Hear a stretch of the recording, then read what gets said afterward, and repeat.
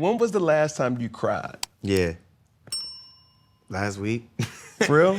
Yeah, last week. Random moment. Tears burst out talking about the victories amongst my team. Like, yo, God is moving. Like, you know, when it rains, it pours. Like, oh, we get to do this now. We going on camp show. We doing this. And as I was telling them, I just started crying. It was tears of joy. Sometimes it's grief, sometimes it's pain, sometimes even tears of happiness are a gift. I think to tap in spiritually with yourself on that level is a guard that you've let down for yourself, and it's an acceptance that allows the freedom. If you can't even cry in front of yourself, in the car by yourself, you can't truly receive what God has for you. Bro, I ain't gonna lie. Bro, I cried recently, bro. And I don't have a therapist. I use certain elements of my life as therapy, and it does an unbelievable job. This right here to me is therapy. Yeah, I agree. I think when I have intimate moments, you know, with important people in my life, primarily my lady, at nighttime, it's therapy. Like we have 17 premium minutes before she looks at that monitor and say, oh, gotta go, he's up. And then that was a session. Hey, there's moments where I have intimate moments with my children where it's like, son, so daddy don't care if you score or not. I just want to see your attitude. Get involved. Yeah. Last year was probably the most toughest time because emotionally I was faced with something that I never quite dealt with before. And I oftentimes said I grew up with a 3-parent household, my mother, my father, and my grandmother. I lost my grandmother. And I want to say about a month ago, bro, I'm in the bed and my girl has this routine where she'll sneak out and do her skin. And I'm like, this what you've been doing? It didn't take for me to know her on Snapchat to be like, when are you doing this? Like, you all in front of the screen talking about, soft voice, I just do this, the serum. Oh, yeah, the kids The are asleep. serum. Like what is this? Oh, it's 2 a.m. I'm like, cool. I woke up like this. Yeah, exactly. She did not. She's gorgeous, but she got a whole routine, a master class of doing it. It's a regimen. I ain't got time for that. Just wash your face, brush your teeth, get the hell on. Thank God. We got it easy. For me, I noticed that she was gone.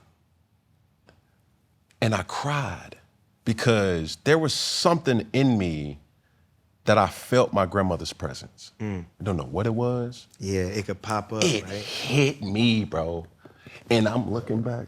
And I'm like, she can't see me like this. And it's not because I didn't feel comfortable with crying in front of her. I'm the patriarch of the family, and I know how people look to me for strength and guidance. Yes. Whether it's my children, whether it's my lady, whether it's the mother of my children, whether it's my dad, my brothers, it doesn't matter who it is.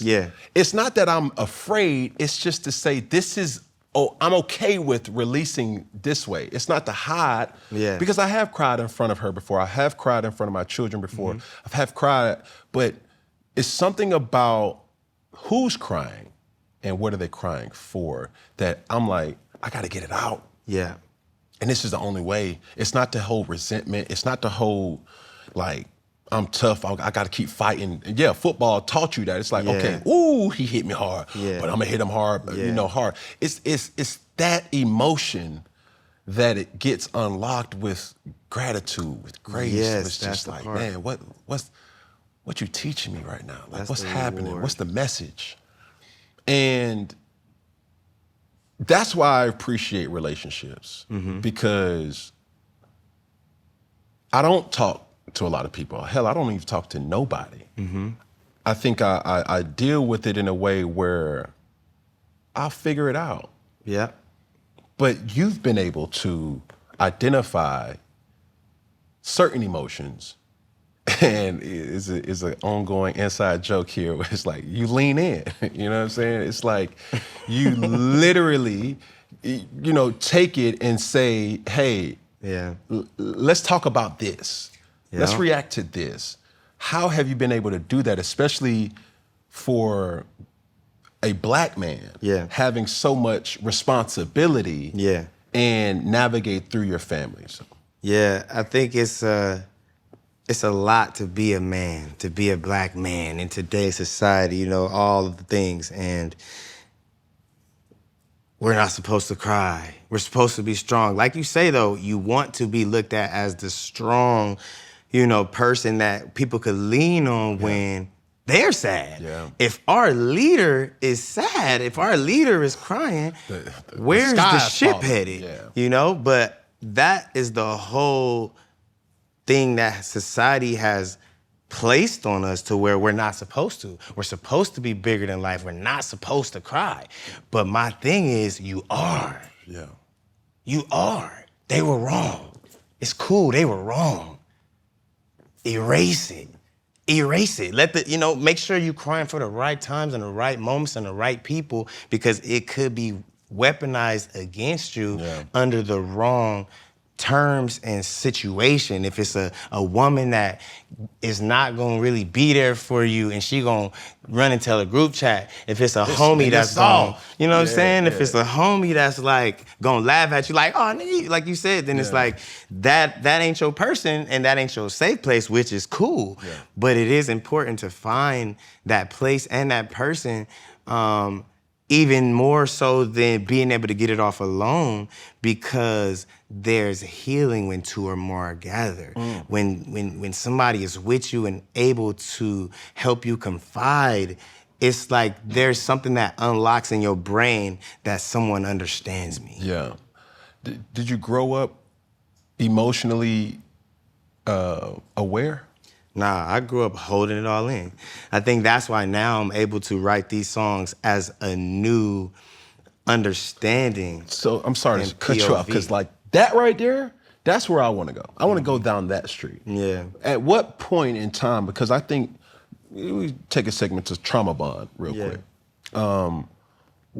What was it about you growing up that did not allow you to cry, to show real emotions? I mean, when I was 9 years old, I lost my sister, who was 5 years old. So for my whole life, I felt like, why her and not me?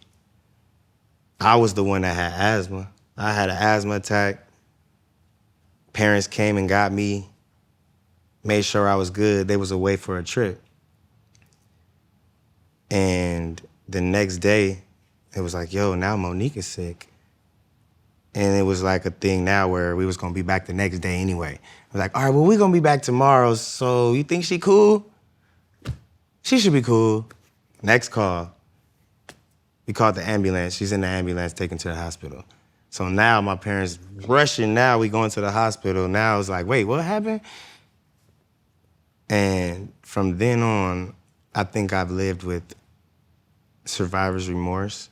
I think I've dealt with trying to be who I'm called to be, at the same time feeling incomplete, feeling like something's missing. There's still a dark space in my life that I don't know the answer to, but I'm gonna just keep pushing through anyway.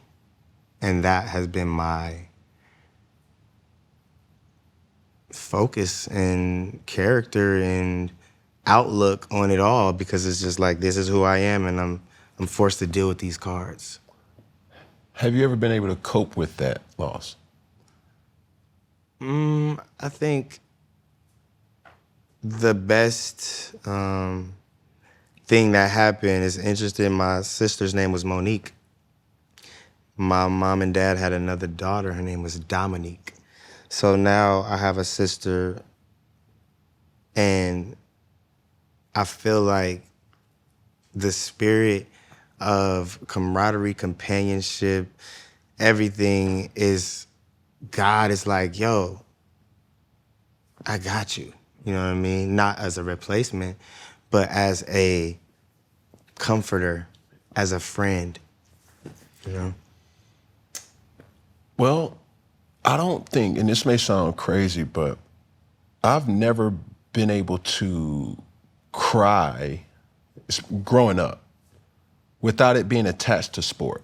Mm-hmm. You know what I'm saying? Mm-hmm. Like, there was a stigma for Cam, and probably still is. Cam's a sore loser. Mm-hmm. Cam doesn't talk after losses. Cam is just, he's down. Mm-hmm. Well, that didn't just start when I was in NFL. It started when I was in, rec ball. It started just like you, I started playing when I was 7. Mm-hmm. And I just felt like almost guilty for the loss because I looked at it like it was my fault. Mm-hmm. Mm-hmm. And how we wire certain terminology in our mind, it impacts our emotion. Yeah. So, yeah, we lost, and that was kind of the only approval that I gave myself to cry. Like, oh man, we lost, Daddy. It's like, it's okay, son. And my dad, my family did an unbelievable job with giving me comfort during that time. Mm-hmm. But that was the only time that I felt comfortable with crying, if any. Yeah. Mm-hmm. Now factor in heartbreak. Factor in, hey, we're having this conversation around the last day of school. And I was like, yo, my dad or my parents just told me, like, we're not going to change. We're going to be at a different school next year. This is the last time I'm going to see these people. Yeah. And I'm in the 6th grade, and I'm like, yo, like, I rock with Buddy. I rock with old girl. Like, this is my favorite team. I'm not going to see them ever for the rest of my life. How do I compartmentalize that? So I've always hid those vulnerable emotions. Mm-hmm. And then here comes along, like, my intimate relationship now with my partner, and she's just going to the root of certain things and asking something that my children ask, but why? And it's a valid question. It's like, but why do you feel obligated? And I'm like, what you mean why I feel obligated? It's because, like, look at me. I can't be crying. It's like, yeah. but why not? And I'm like, dang, why not? And here recently, my birthday just passed, May 11th. Mm-hmm. And I don't think my dad, I think he knows, but I don't think I've done a good enough job of telling him how much he impacted my life. Like, he's that dude to me still. You know what I'm saying? And I seen him this morning, thank God. You feel me? And he texted me, he was like, happy birthday, blood. And my dad's a preacher, so he ain't banging, he ain't doing, like, that's just our relationship dynamic. Mm-hmm. I've never seen my father growing up cry. I've never seen my father, show emotion or intimate, kind of emotions. That's just hard body. Yeah. And I told him then, I was like, man, Pop, I ain't gonna lie, man. Man, you my hero for real. And I love you, man. And in typical Pop fashion, he was like, same here, blood. It was like, golly. But here's the thing, I know him.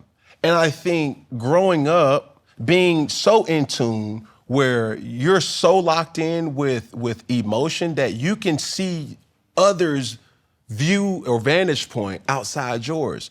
It didn't take, when we was at my grandmother's funeral, obviously his mother, and I seen him just, oh my God, geez. Man, when we closed that casket, bro, it was almost like, whoa. That's when it got real.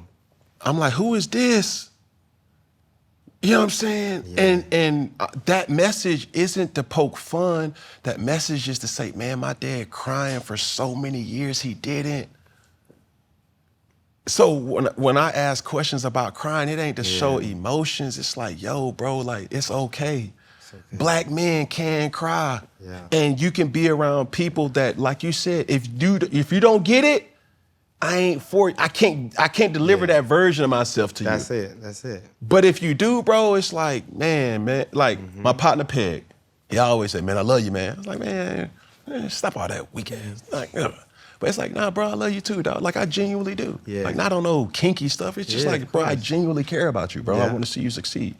But when you have those conversations with men and, seeing you, talk to the Kirk Franklins of the world, and you guys are tapping into emotions.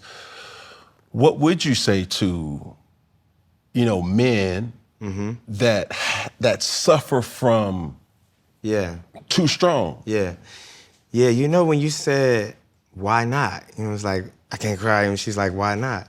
It's that. It's why not. It's figuring out the root of the issues rather than trying to solve the problem at hand.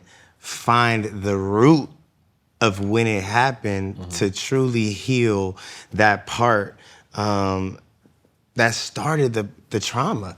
And I think as we're going through life, we're too busy to do it in our passive thoughts. Yeah. So it needs to be an intentional sit down, meditation. If you by yourself and you finding those things, it is healing in that.